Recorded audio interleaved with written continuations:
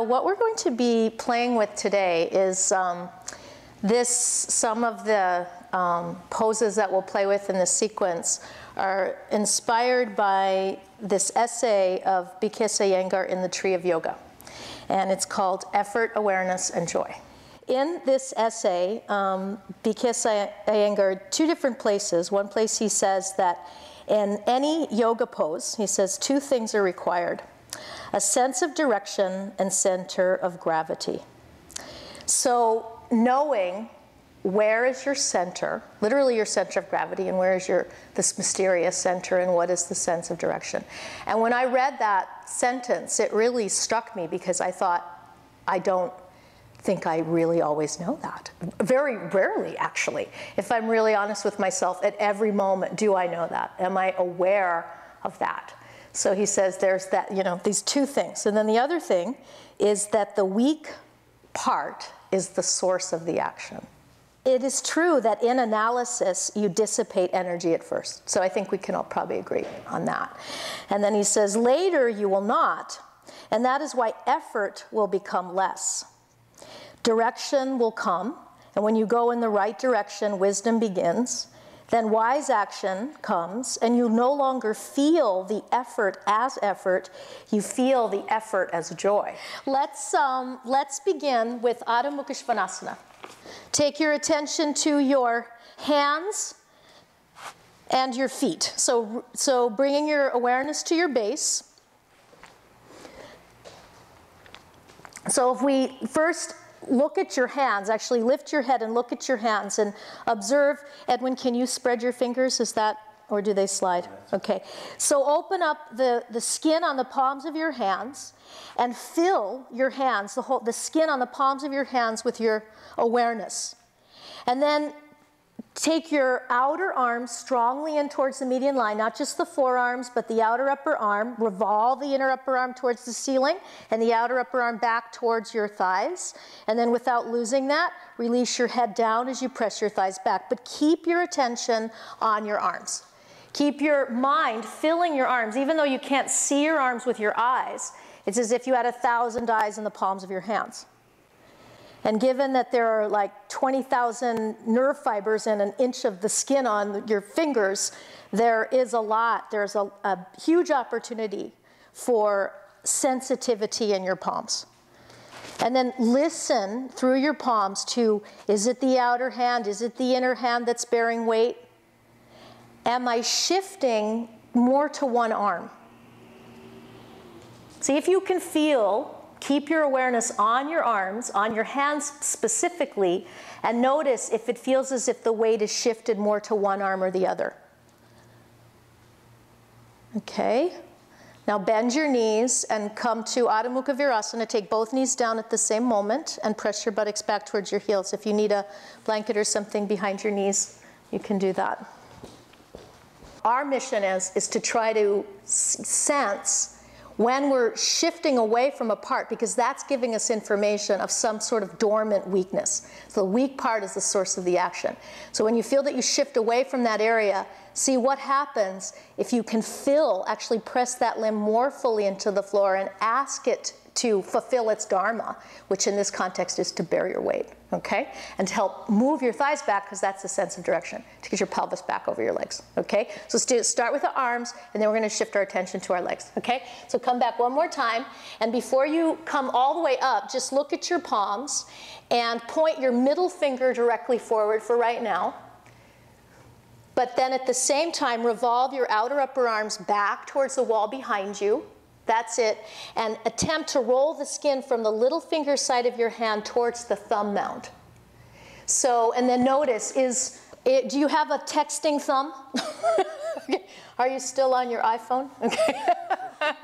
All right. So open up your thumbs, move the skin from the little finger side of the hand towards the inner hand. Press that inner hand down, but at the same time keep your outer upper arms rolling back towards the wall behind you. And then allow the muscles to entwine themselves around the bone. So they're literally like a vine wrapping itself. And then tuck your toes under. And without losing any of that confidence in the arms, take your buttocks up. And then use your legs to lift your buttocks up, and then press your thighs back towards the wall behind you. So in order to lift the buttocks, yeah, it's helpful to lift the heels. So everybody go ahead and lift your heels because we're going to have to do that today anyway. Now, something just happened. Okay, now take your heels back and down. Okay, so something's happening. Lift your heels again. Everybody's doing this. Sense of center of gravity, sense of direction. Take your heels back down.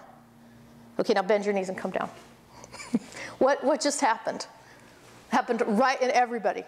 Everybody's buttocks went down. Yes, the buttocks went down. Center of gravity, sense of direction. For when you lifted your heels. Yes, exactly. So the whole row, this was great. So the whole row went, let's see, I'm going to exaggerate a little bit, but it was like that, sort of, but I'm making it a little bit exaggerated. So in other words, I've shifted, I've lifted my heels, and I've ended up shifting my weight towards my hands. Now, we might actually do that later, so that might serve us in another context.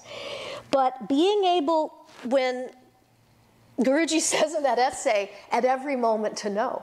I mean, it's just like we could just take that and work for many, many years with that one principle. So when we lift our heels this time, lift your heels with the intention, the purpose, okay, that artha, to lift the buttocks without shifting the weight into the hands. So there's part of us that has to say, okay, what is the sense of direction? It's to go towards my legs. Okay, so I might be here. Okay, let's say I asked you to lift your buttocks. So go to the leg side. Do you guys see the difference there? Okay, and that's going to open your chest a little bit further and open the armpits a little bit further. So let's try that one more time. Tuck your toes under and up you come. Okay, now once you're there, drop your head, look back towards your legs, look at your feet, and widen your feet so they're the same distance apart as your hands for right now. Okay. All right, so let's do what we did before. So you can listen through the palms of your hands. Just notice when you raise your heels up, go ahead and do what you did before, if you can remember that, okay? Do you feel there's more weight in your arms, right? Okay, so now take your heels back and down. The weight goes off the arms. Now, when you raise your heels, don't do so yet, but when you raise your heels to lift your buttocks up, stretch from your arms up to your buttocks so you maintain the sense of direction, which is to press your thighs up and back towards the wall behind you. So go ahead and raise your heels, and as you raise your heels, integrate your arms into your buttocks. So now your legs and your arms are communicating to each other. They're dancing together. So raise your heels so the buttocks come up. Let the back of your head go down. And now, as you take your heels down, continue to move your shoulder blades into your upper back. Maintain that opening in your armpit chest. Take the heels back and down towards the floor. Okay, and now listen once again, keeping your head down. Can you feel the weight distribution on your two hands? And just listen very sensitively. Is it shifting more to the outer hand of one hand, the inner hand of the other? Is the imprint the same? Just be with that question. And then bend your knees and down you come. Okay. Did you take one knee down before the other? Did you do that? Did I just see that? I don't I think I did. I may be wrong. I think it was your left one. And what's interesting about that, the weak part is the source of the action. So once we start walking with that, like a value, like a yama or a niyama. Okay, it's really a niyama because you're watching yourself. Honesty, right? It's like honesty. So you're coming down and the stronger leg will tend to hold us up while we take the weaker side down. It's just below the level of our conscious brain. And so we start to just watch. There's some part, some witness that's being cultivated. So we watch ourselves move in and out of poses too, because it's all a pose. It's all practice. The brain isn't discriminating practice now, not practice now. So if we can tune in and just notice, oh, that knee came down first. There's information there. And then we have the opportunity to pause and come down evenly so that we're not facilitating collapse and further weakness and further avidya, okay?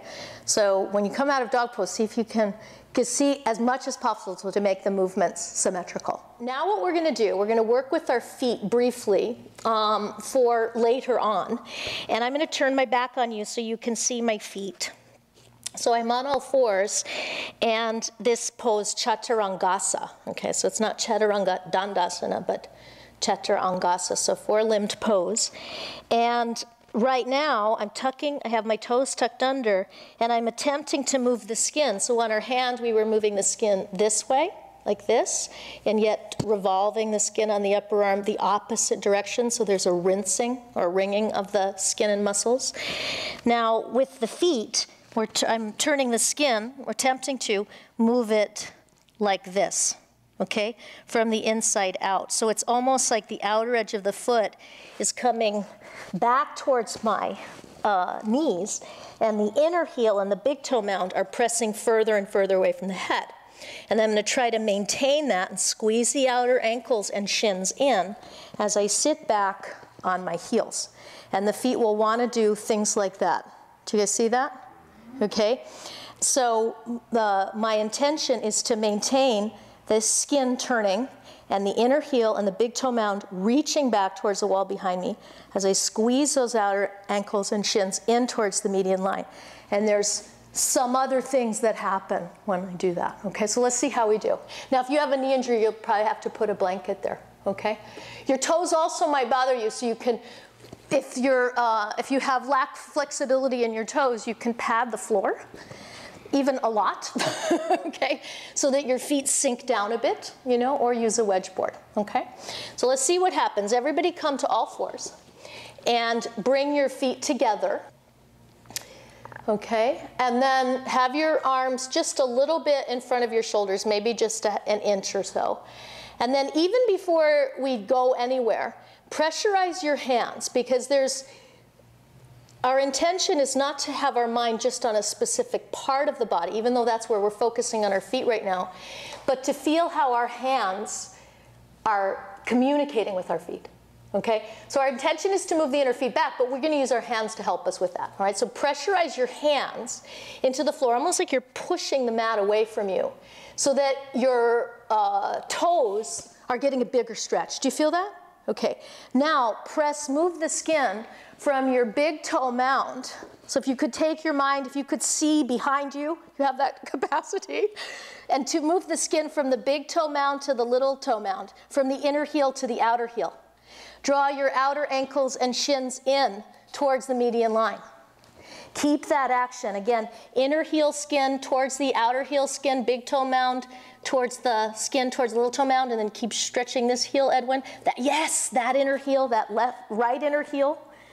Remember, you brought one leg down first, so there it is in your feet. And then same thing here. Move this skin this way, and then outer ankles in. Press back here. Sometimes you'll feel that in your big toe joint, right, guys? Little pressure. Okay, now, this is good. Okay, now start to sit back onto your heels. Go slowly, walk your hands in. Maintain that position of your feet as you sit on your heels. Okay, all right, now try to crawl your knees in towards your toes. That's going to sharpen your feet. Do you feel that? It increases the stretch on the plantar fascia. So if my knees are going out, okay, I'm rolling towards the tips of my toes. Do you see that? Okay, so I walk my knees in. Walk your knees in, okay? Now move the skin, take your hands back to your heels, and turn the skin from the inner heel towards the outer heel, and from the big toe mound, at least it's a sense of direction, from the big toe mound towards the little toe mound, and then draw your outer ankles and shins in towards the median line. When you draw your outer ankles and shins in towards the median line, what happens? What do you feel happens? Calf muscles. Calf muscles work, the outer calf muscle. What else? Okay, let everything go. Just let yourself relax as you sit there. Okay, now squeeze your outer ankles and shins in, because something just happened. You lift up, good. Okay, and you all went up. Some of you went up more than others. Okay, now come to dog pose. Out you come. Okay, enough of that. So there's cause and effect, okay? So if we do something, it's really interesting to tune into how that affected the rest of the body. Okay, go to dog pose. And enliven your toes, okay? So you might as well lift them up since they've been up. And keep them lifted, and then stretch your heels back and down towards the floor. Continue to spread your toes. If your arches are collapsing as you take your heels down, then take your outer heels down faster than your inner heels. So if your outer heels are arches are collapsing, then move the outer heel down faster than the inner heel so that you keep the integrity, the lift of the arch in the foot. Okay, and that's a little bit different than what you just did. All right, everyone. Now you can bend your knees and come to child's pose. Bring your big toes together, your knees apart, and press your buttocks back towards your heels. Okay, that's it for our dog pose for right now, so just keep your head down.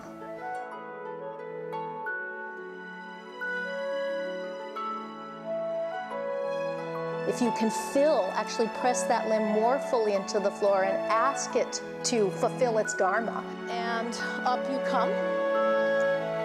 Okay, now once you're there, drop your head, look back towards your legs, look at your feet. And widen your feet so they're the same distance apart as your hands for right now. And to move the skin from the big toe mound to the little toe mound, from the inner heel to the outer heel. Draw your outer ankles and shins in towards the median line. Keep that action. Again, inner heel skin towards the outer heel skin, big toe mound towards the skin, towards the little toe mound, and then keep stretching this heel, Edwin. That inner heel, that right inner heel.